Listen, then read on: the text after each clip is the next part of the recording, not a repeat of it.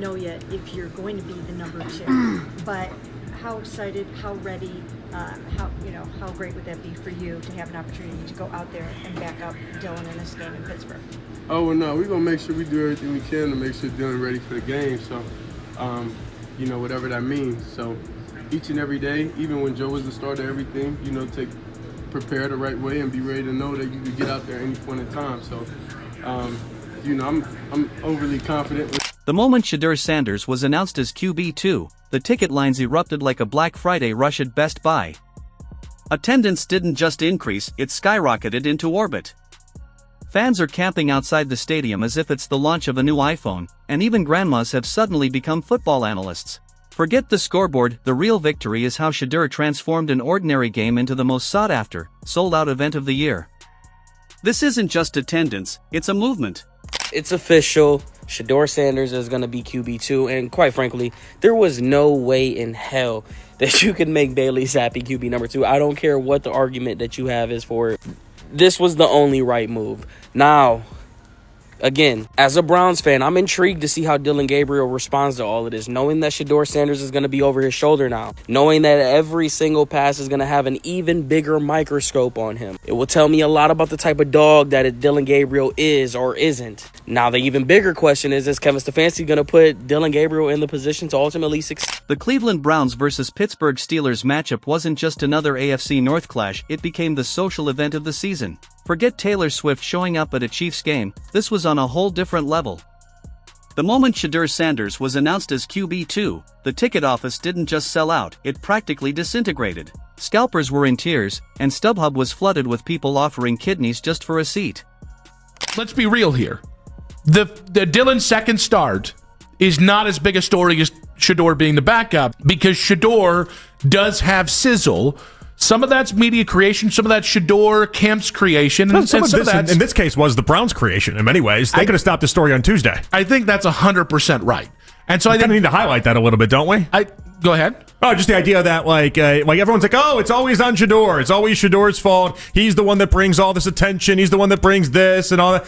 Well, I mean, the Browns could have easily stopped this thing on Tuesday. The city of Cleveland looked like Coachella for football fans, and it wasn't even because of a starting quarterback. It was all because of the backup. That's the Shedeur effect. People weren't buying tickets to see touchdowns, they were buying tickets to witness prophecy. It's as if the entire crowd collectively agreed, if Shedeur's standing on the sideline holding a clipboard, we're watching that clipboard. Who do you think made this decision? Was it a collective or was it AB called pulling rank? Well, AB and the owner, I think. That's why Fleck was traded, to make this possible. Now, I won't say Kevin doesn't like Shedeur. I don't think Kevin believes Shedeur is ready, even for the number 2 role. Okay, it's not that he doesn't like him. He's a coach and he sees everything through a quarterback lens, and he just doesn't believe he's ready. The hype was unreal. Fans showed up 5 hours early, tailgating like the Super Bowl was happening in their own backyard. Everywhere you looked, there were Shedeur jerseys, Shedeur signs, and even a guy who brought a goat wearing sunglasses and a number 2 jersey. Suddenly, everyone was a Browns fan, including people who probably couldn't even find Ohio on a map. Well, the Cleveland Browns just made a splash announcement that says, yeah, boy, Shedeur Sanders is now number 2 quarterback in Cleveland behind Dylan Gabriel. Well, let me tell you something. People say, gee, Bush, you about to do victory laps. Nah. That is not what we on today. No victory laps here. We right back to work. This was never the goal. The goal is not to be good enough to take backup reps. The goal ain't good enough to be... The stadium atmosphere was absolutely electric, the kind of chaos you'd expect if Beyoncé announced a halftime show or Drake promised to perform at midfield. But none of that was happening. It was just Shedeur. The rookie. The backup. The guy who hadn't even taken a regular season snap. Yet his name alone had the entire place buzzing louder than the stadium speakers on full blast. Browns fans screamed like they'd just won the lottery, while Steelers fans pretended not to care, secretly watching Shedeur Sanders highlights on their phones from the moment warm-ups began. The energy was pure madness. Deshaun Watson could have thrown a perfect spiral, and no one would have noticed. Every eye in the stadium was locked on Shedeur. Each toss he made in warm-ups was treated like a divine moment. A 10-yard pass? The crowd erupted. He tied his shoes? Fans cheered. He waved at a kid in the crowd, and suddenly that kid's parents were calling him the future of football, probably negotiating a nil deal just for being in the same camera frame. The Browns stadium had never seen anything like it. Season ticket holders who hadn't shown up in years reappeared in their finest orange and brown, acting like they'd been loyal all along. Even the vendors got in on the madness, selling QB2 special hot dogs, primetime Shedeur nachos, and Sanders sauce wings that were really just regular barbecue with a $5 markup. The merch stands sold out of number 2 jerseys in under 20 minutes. Well, the Cleveland Browns just made a splash announcement that says, yeah, boy, Shedeur Sanders is now number 2 quarterback in Cleveland behind Dillon Gabriel. Well, let me tell you something.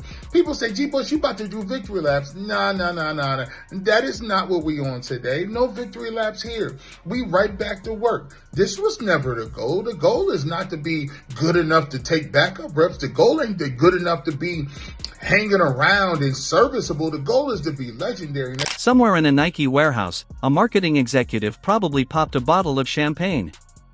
Meanwhile, on the field, the Steelers looked like they were preparing for war. Mike Tomlin had that classic expression, the "why are there celebrities in the front row for a Week 3 game" face. His players could barely hear the play calls over the relentless chants of Shedeur. Shedeur, echoing through the stadium. It wasn't football anymore, it was psychological warfare. Pittsburgh fans came ready to boo Cleveland, but instead found themselves in the middle of a full-blown Shedeur Sanders fan convention. Just put him in. The Steelers' defense didn't know what to focus on, stopping the run or ignoring the cameras. They were out there trying to sack Deshaun Watson, but every sideline cutaway made it look like they were extras in a Shedeur Sanders documentary. By halftime, the score was irrelevant. Nobody cared about stats. The stands were buzzing like a red carpet event. Conversations sounded less like football talk and more like celebrity gossip. Did you see how calm Shedeur looked taking off his headset? I think he's saving himself for the comeback. He just winked at the camera. Oh, it's happening. Every gesture became a prediction, every glance a prophecy. And Myles Garrett had wonderful things to say about Shedeur Sanders in an interview yesterday, just basically talking about how hard he works, how prepared he is, how he takes the initiative to meet with Coach Kevin Stefanski on a daily basis, seemingly, in his office to make sure he's on top of the plays. Followed by Denzel Ward and Jerry Jeudy also having high praise for Shedeur Sanders, all three echoing that Shedeur Sanders. That's already an excellent and vivid paragraph, full of energy and flow.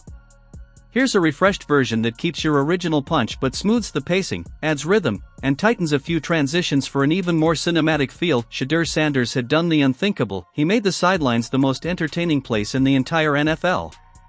Deshaun Watson took a hard hit, limped off for a play, and the stadium erupted. The sound was seismic, you could feel the concrete tremble. The crowd wasn't cheering the injury, they were roaring for what they believed was destiny. Shedeur grabbed his helmet, jogged toward the sideline, and the place descended into beautiful chaos. This wasn't just football anymore.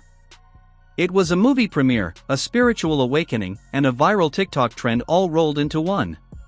When Shedeur finally stepped onto the field, the roar was deafening. The stadium went nuclear. Cameras swept across the stands, capturing fans crying, screaming, losing their minds, not because of the play, but because of the moment. So the news just broke, the news that everybody's been waiting for, it seems like, all week long. But head coach Kevin Stefanski for the Browns has confirmed Shedeur Sanders will be the backup quarterback, the QB2, for Sunday's game in Pittsburgh against the Steelers. So Shedeur Sanders, who started the offseason program back in May and June and all training camp as the QB4, now finds himself all the way up at QB2, just a one snap away from seeing the field, and we're only in weeks. Grown men were hugging strangers. Somewhere in the stands, a fan actually fainted. Then came the moment everyone had been waiting for. On the next drive, Shedeur finally got his chance. The Browns called a simple short pass play, nothing flashy, nothing risky.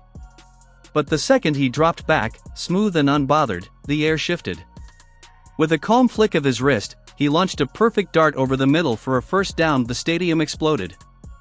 It wasn't just a pass, it was a statement. By the fourth quarter, the scoreboard was irrelevant.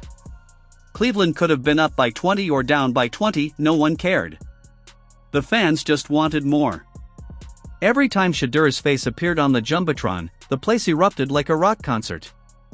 The waves swept around the stadium, not out of boredom, but because people were too electrified to sit still. Reporters swarmed him. Fans refused to leave, staying in their seats just to keep chanting his name. That night, Shedeur Sanders didn't just step onto the field, he stepped into legend. I think Shedeur's a better quarterback than Dillon Gabriel. I've been vocal about that, but like the bet that Shedeur's made is that Dillon's the better quarterback. I'm gonna give Stefanski the chance to go ahead and prove me wrong and show me that he's right. The offense does need to show progress, by the way. But the number one thing is, to the idea of Dillon could feel any more heat because Shedeur's behind him. I'm sure there's probably part of that because it's the NFL, and I think Dillon is very cognizant of how. And that's when it hit. This wasn't hype. This was history happening in real time. Shedeur Sanders had done what no one else ever had. He made being QB2 more thrilling than being QB1. He turned a bench spot into a brand, a waiting period into a movement. The city had fallen completely under his spell. Shedeur's presence changed everything. Browns games weren't just games anymore, they were events. And somehow, that spark came in the form of a young quarterback wearing number 2, holding a headset, and commanding more attention than the president. Social media lost its mind. Hashtags like #ShedurTakeover and #QB2era exploded across every platform. ESPN ran his warm-up throws on loop like they were iconic moments in NFL history. Commentators debated whether he'd be starting by mid-season, but Cleveland didn't need to wonder. They already knew, even rival fans couldn't deny it. Shedeur Sanders had that rare charisma, the kind that made football feel fresh, electric, and fun again. They don't care who's number 1. The worldwide news right now is 3 is still 3. Why isn't he 2? The world wants to see him get this chance. This reminds me of the Bronny situation. Dillon, you want to be Quincy. He was the one who got that contract. You want to be 3rd. You want Shedeur to go out there and then have a horrible time, and then you come in and have good moments. So you look good. You going out there first, no one's rooting for you. Unless you out this mother perfect. Everything you do is going to be a target. Oh, man, look, it was okay. He had 3 turnovers. He did this, and eventually you're going to be getting booed by that Cleveland Browns. The Browns' locker room felt different, lighter, more alive. Players talked about how calm and focused Shedeur was, how his quiet confidence lifted everyone around him. You could feel it through the screen, that spark, that aura, that magnetic pull that makes you believe you're witnessing something special. That people thought maybe, someday, Shedeur would take over. But Sunday came early. And the best part? Nobody's complaining. Cleveland's loving every second of it. The franchise, once known for disappointment, has suddenly become the most talked about team in football, and all it took was Shedeur Sanders standing on the sideline with that calm grin, like he already knows exactly how this story ends. Because deep down, everyone does. The Browns versus Steelers showdown? That was just the trailer. The next time the camera pans to him, the stadium won't just cheer, it'll erupt. Decided yet if Shedeur is ready to be your number 2 quarterback for this game? Yeah, Shedeur will be the backup. You're thinking in that. Yeah, like I told you guys on Wednesday, I'm always thinking about our players and what's best for our players, and I want to make sure when it comes to young football players, particularly at the quarterback position, that you are intentional about your decision making, and that's really all it is. So excited for all of our guys. Because at this point, it wasn't about stats anymore, it was about spectacle. Fans didn't buy tickets to watch football, they bought tickets to be part of a story that was just getting started. The city was unhinged in the best way possible. Everywhere you looked, people were filming TikToks, live streams, interviews, anything to capture the moment. ESPN didn't even need cameramen anymore. The fans were covering every angle themselves. Analysts sat in studios surrounded by charts and graphs, desperately trying to quantify what couldn't be measured. It was charisma, pure, magnetic, untouchable charisma that had Cleveland acting like it had just fallen in love with football all over again. And the funniest part?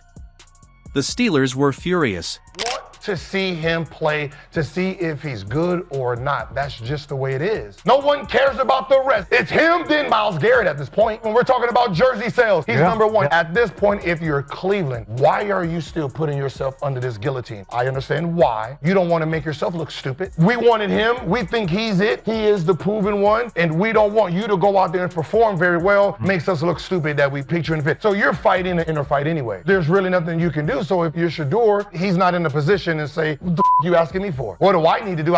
They flew home shaking their heads, wondering how they'd just become extras in someone else's fairy tale. Mike Tomlin probably scrapped his post-game speech halfway through and just muttered, "Forget it, this was destiny." Even the players couldn't deny what they'd experienced. Some admitted later it was the loudest crowd they'd ever played in front of, and half of that noise came from fans cheering for a guy who wasn't even starting. The Ravens social media team tried hyping up their own QB, only to have their comments section hijacked by Browns fans chanting, "Shedeur time." That's when it became clear, the hype had broken containment. Everywhere you looked, Cleveland was the headline. Sports sites, meme pages, and NFL forums couldn't stop talking about it.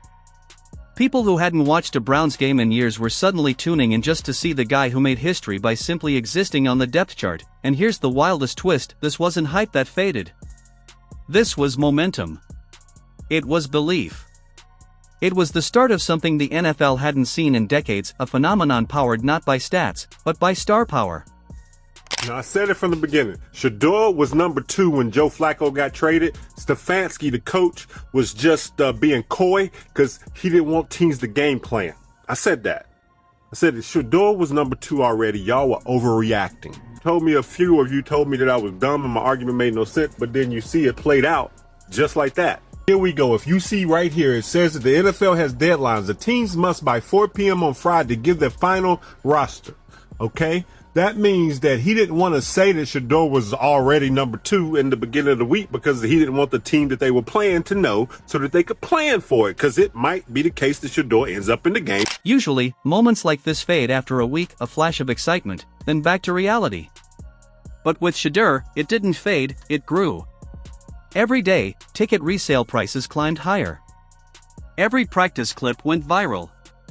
Even simple videos of him walking to his car drew cheers from fans gathered outside. It lingered, humming through the city streets, echoing in the bars, replaying the highlights, buzzing through every late-night conversation. Everyone said the same thing in their own way, "We've got something special here." And they're right. Because sometimes, football isn't about the score, it's about the story, and the Shedeur Sanders story? It's only just beginning.